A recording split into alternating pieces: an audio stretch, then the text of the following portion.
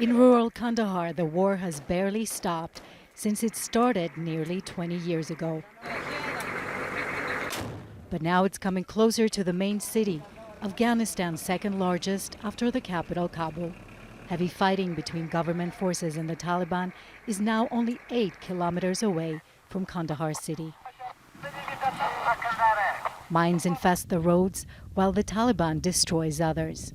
Some politicians warn if security continues to deteriorate, it could be a matter of time before the government loses control.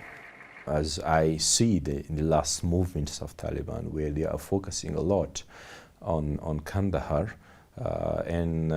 as I know, they are inviting their fighters from a different part of Afghanistan to Kandahar, and it will be difficult after a month for Afghan government to continue war.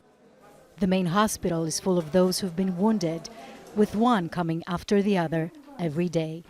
Thousands are displaced from their homes because of the heavy fighting and look for refuge in flimsy tent cities. We left our homes in a situation where some men just escaped from the fighting and their families. The women and children were left behind. After the fighting stopped for a little while, the men came back and rescued their kids and families. All their belongings were left behind. According to government officials, at least 20,000 families have been displaced in Kandahar province since November. Most of them are farmers. They left their fields and cannot go back. The situation is no better inside Kandahar City. People say there's no business because of the increasing violence and targeted killings. If the central government supports the security forces, I don't think that the Taliban will go forward anymore.